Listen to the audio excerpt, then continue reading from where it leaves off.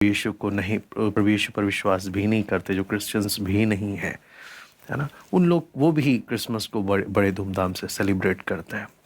तो लेकिन ऐसे टाइम में कई ऐसे लोग होते हैं जो क्रिसमस का टाइम जब आता है तो बहुत दुखी होते हैं, क्योंकि ये उनका एक समय होता है जहाँ पर परिवार सब इकट्ठे होते हैं और खुशी के साथ समय स्पेंड करते हैं एक दूसरे के साथ। लेकिन जब उनके परिवारजनों के मृत्यु हो जाती है या कोई दुर्घटना घटती है तो वो बहुत ही अपने आप को उस समय अकेला पाते हैं। इन दोनों के बीच में एक परमेश्वर के लोग जो सच्चे विश्वासी हैं, नए नियम के विश्वासी, वचन के अनुसार चलने वाले, उनके लिए ये समय, क्रिसमस का समय बहुत ही कंफ्यूजिंग होता है, क्योंकि उन्हें समझ नहीं आता मनाना चाहिए कि नहीं मनाना चाहिए, क्या क्रिसमस वचन के अनुसार है या नहीं है, हमें क्या करना चाहिए। कई जगह पर बड़े बड़े बोर्ड्स लगे होते हैं, Jesus is the reason for the season, तो समझ नहीं आता क्या करें, क्योंकि कई बार जो चीज़ें हम पढ़ते हैं, जो चीज़ें हम सुनते हैं, हम वचन में नहीं पाते उन्हें। तो बहुत से मिसकंसेप्शंस या गलत फहमियाँ जो मसीह जगत में और लोगों के मनों में हैं, उन मिसकंसेप्शंस में सबसे पहला आज मैं कोशिश करूँगा आपके सामने रखने का, वो है प्रभु यीशु का जन्म या बर्थ ऑफ क्राइस्ट, है ना। आपने अक्सर कहानी, जो लोग अक्सर बहुत तेरे लोगों को ने प्रभु यीशु के जन्म से संबंधित जो कहानी सुनी है वो कुछ इस प्रकार से है, जो मेरे सामने आया, मैं आपको बताना चाहता हूँ कि लोग कई बार ऐसे सोचते हैं या एक दूसरे को इस प्रकार से बताते हैं कि 2000 साल पहले दिसंबर की 25 तारीख की शाम के समय, वो समय था जब मरियम गधे पर सवार होकर बेतलहम में जा रही थी, और जैसे ही उधर पहुंचते हुए तुरंत वो क्या बोलते हैं, होटल में रुकने के लिए उन्होंने जगह मांगी, लेकिन होटल के मालिकों ने उनको कमरा देने से मना कर दिया।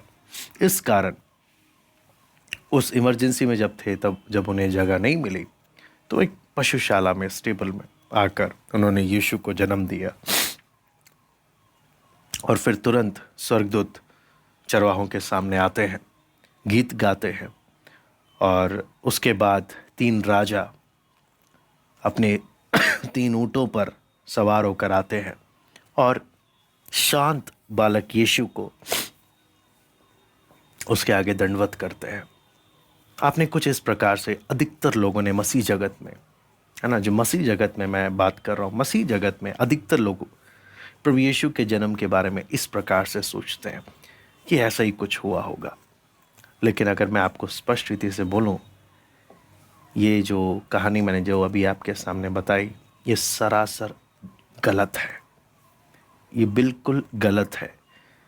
और सही क्योंकि कई बार क्या होता है, कहानी एक के मुंह से दूसरे ने सुनी, फिर दूसरे ने तीसरे को बताई, ऐसे कर कर यीशु के जन्म की कहानी एक दूसरे से सुनते जो असली में प्रभु यीशु के जन्म के बारे में बाइबल में लिखा है, वो लोगों को नहीं पता।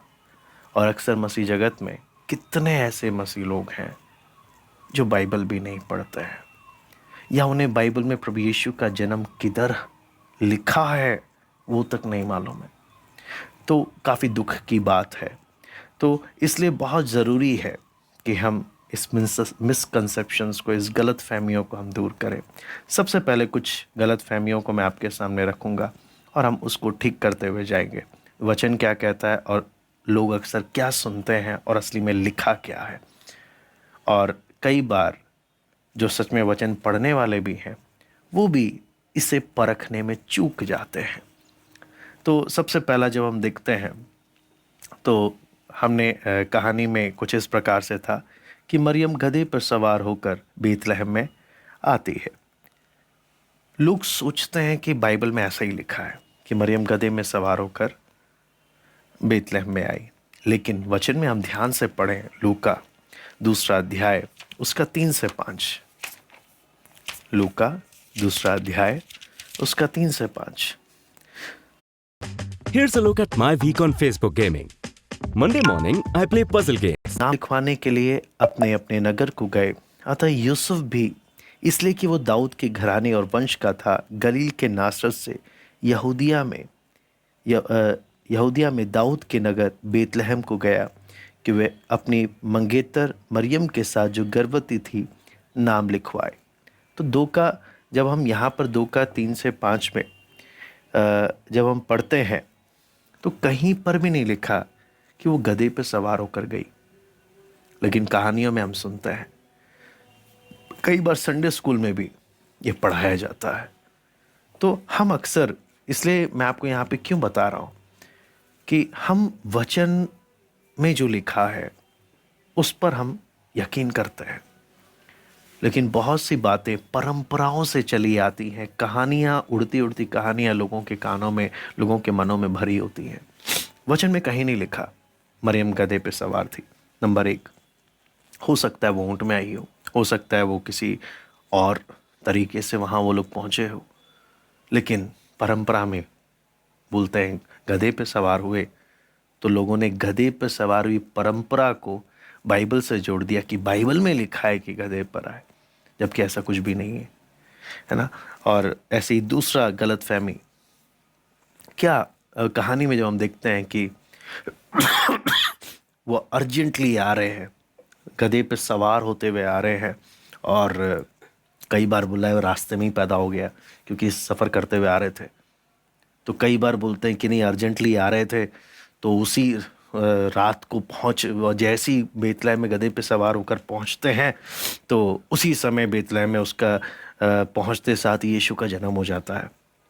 ये भी गलत है। और अगर हम ध्यान से देखें, मरियम और यूसुफ को बेतलहम में आए, हो सकता है कई हफ्ते हो गए हैं, काफ़ी टाइम हो गया है। ऐसा नहीं कि बेतलहम पहुंचते साथ ही जन्म हो गया। उसके लिए भी वचन पढ़ लेते हैं, लूका 2 अध्याय उसका 6 वचन। उनके वहां रहते हुए उसके जन्ने के दिन पूरे हुए, है ना, साफ लिखा है उसके वहां रहते हुए जन्ने के दिन पूरे हुए। तो ऐसा नहीं है कि तुरंत पहुंचे और तुरंत प्रभु यीशु का जन्म हुआ और तुरंत उसको चरनी में लटा दिए, ऐसा कुछ भी नहीं है। लेकिन कहानियों में सुना है तो लोगों ने सोचा कि बाइबल में ही ऐसा लिखा है। वो गलत धारणाएं वो हम देखते हैं। नंबर 3 जो गलत फहमी है, कई बार फिल्मों में भी दिखाया जाता है कि वो जैसे ही पहुंचते हैं तो तुरंत एक एक होटलों में खटखटाते हैं, है ना, और होटल का मालिक कहता है गेस्ट कि यहाँ पे जगह नहीं है। लेकिन आप अगर ध्यान से वचन देखेंगे तो बाइबल में कहीं पर नहीं लिखा कि होटल के मालिक के बारे में कहीं नहीं लिखा है, अगर हम ध्यान से देखें।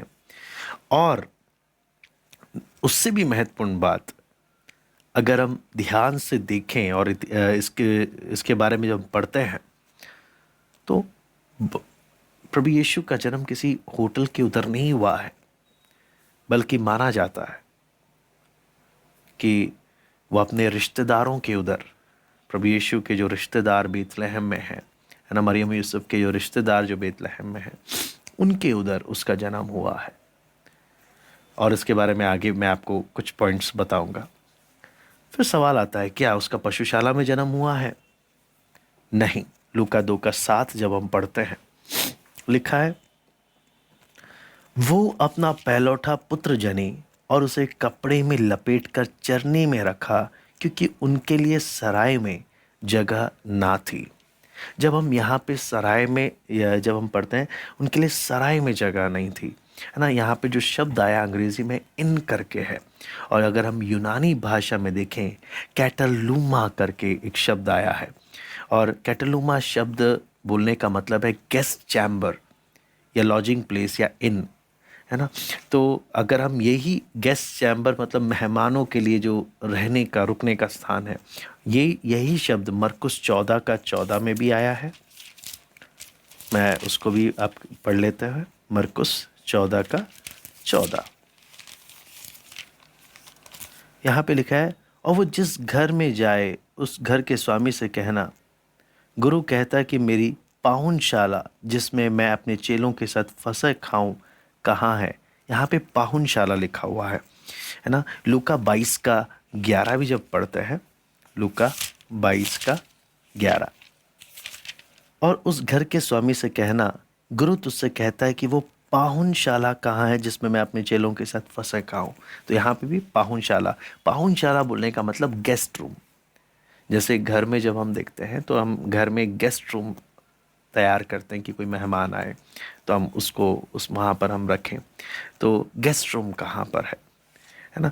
तो अगर हम ध्यान से देखें, आर्कियोलॉजिस्ट जो आर्कियोलॉजी एक्सपर्ट्स हैं, है ना, बाइबल के जो विशेषज्ञ हैं, आर्कियोलॉजिस्ट हैं, उन्होंने भी ये पाया है और उनका भी यही मानना है कि प्रभु यीशु का जन्म उनके रिश्तेदारों के उधर हुआ है, लेकिन गेस्ट रूम में नहीं हुआ, बाहर हुआ, इसलिए उसको चरनी में लटाया गया।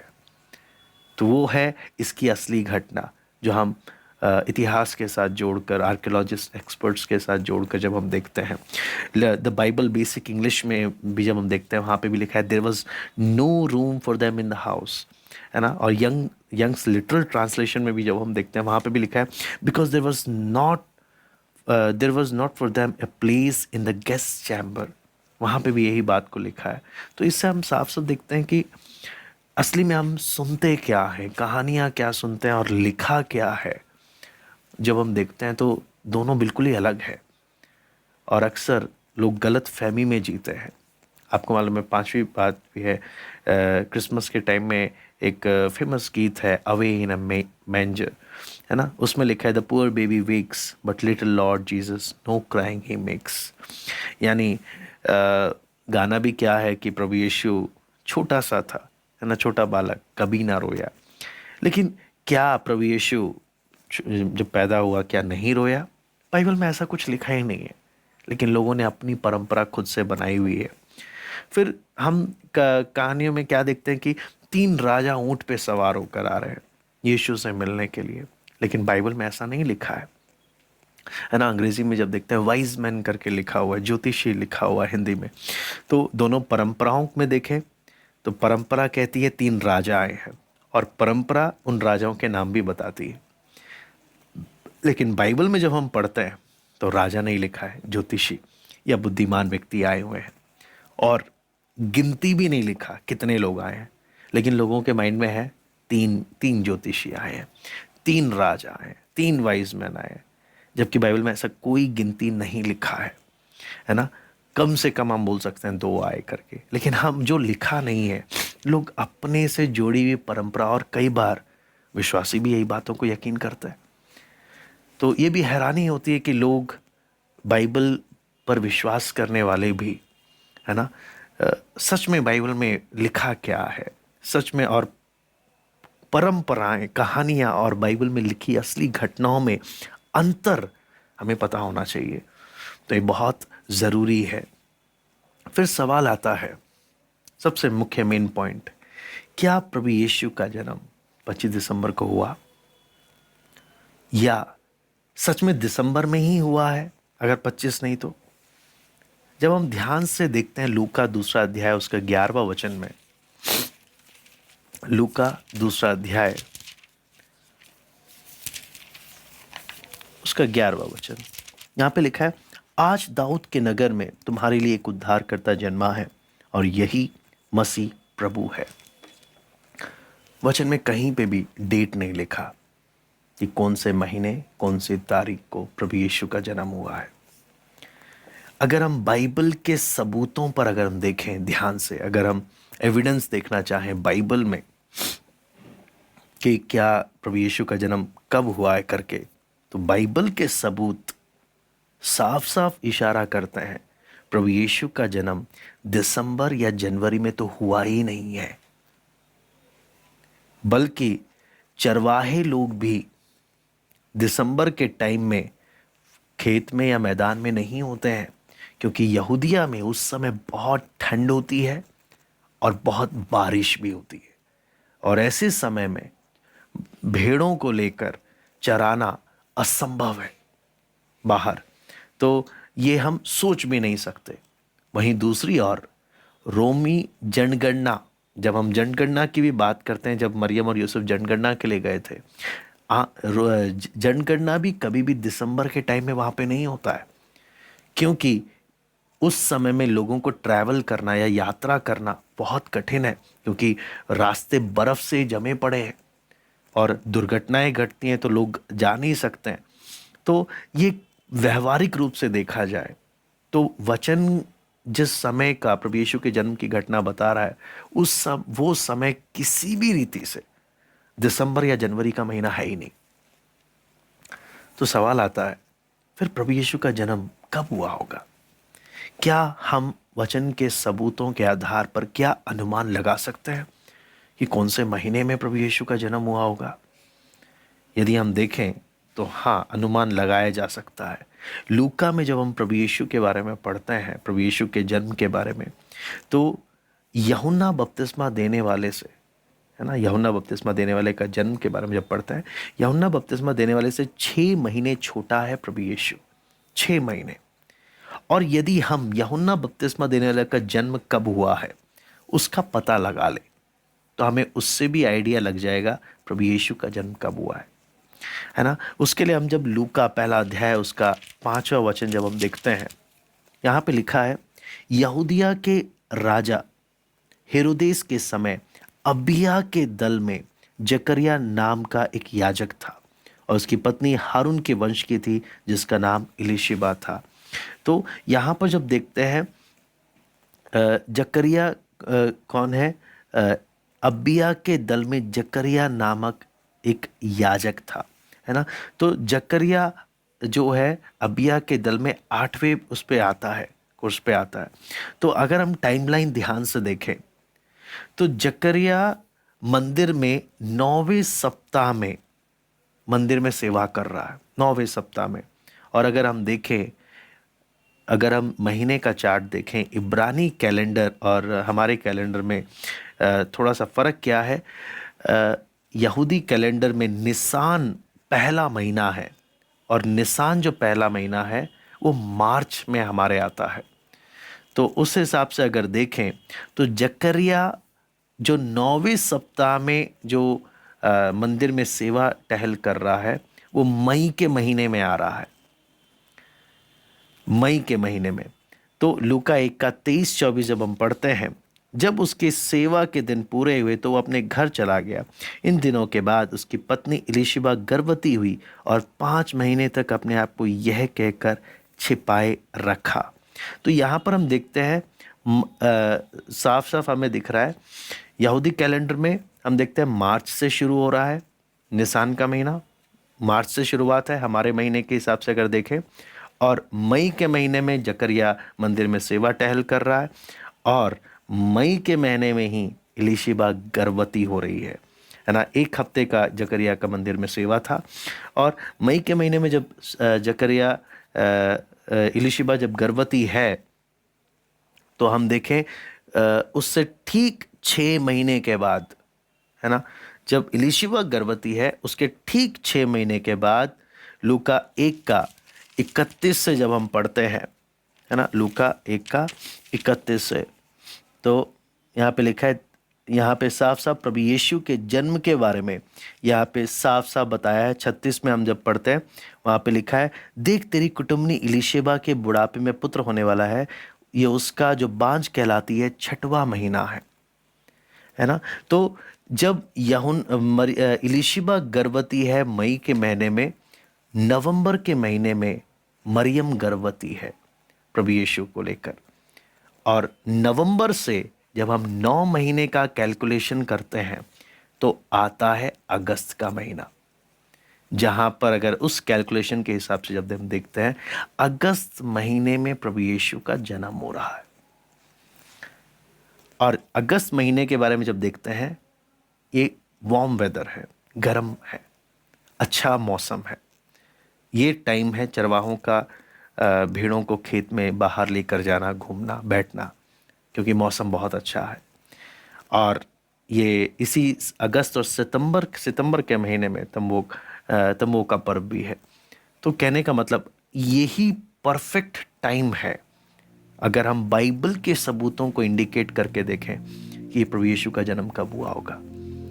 लेकिन आज आप देखते हैं क्रिसमस कौन से महीने में मनाया जाता है ना, और क्रिसमस प्रभु यीशु का जन्म को लेकर मनाया जाता है। इसके बारे में आगे भी बहुत सारे मिसकंसेप्शंस हैं जो हम अपने अगले वीडियोस में हम देखेंगे। इसको हम छोटे छोटे भाग में हम देख रहे हैं, लेकिन मेरा उम्मीद है इस छोटे से भाग में थोड़ा सा मिसकंसेप्शंस, थोड़ी सी गलतफहमियां जरूर दूर हुई होंगी, और हमने इस बात को समझना है कि हमने सुनी सुनी बातों पर यकीन नहीं करना है। वचन खोलकर एक एक बात को चेक करना है, क्या वचन में लिखा है, या ये परंपराएं हैं, या ये लोगों की खुद मनगढ़ंत बनाई हुई बातें हैं। आगे भी हम क्रिसमस की बहुत सारी बातों में चर्चा करेंगे। आइए हम प्रार्थना करते हैं। हमारे स्वर्गीय पिता प्रभु जी, हम आपको धन्यवाद देते हैं प्रभु इस सुंदर अवसर के लिए। प्रभु आपने कुछ बातें प्रभु हमें अपने वचन से सीखने दी। प्रभु बहुत सी गलत फहमियां जब मसीह जगत में है, प्रभु आपके सत्य वचन को सीखने और समझने के लिए प्रभु एक एक को आप सहायता करें। सब बातों को आपके हाथ में सौंपते हैं पिता। प्रार्थना प्रभु यीशु मसीह के नाम से हम मांगते हैं, आमीन।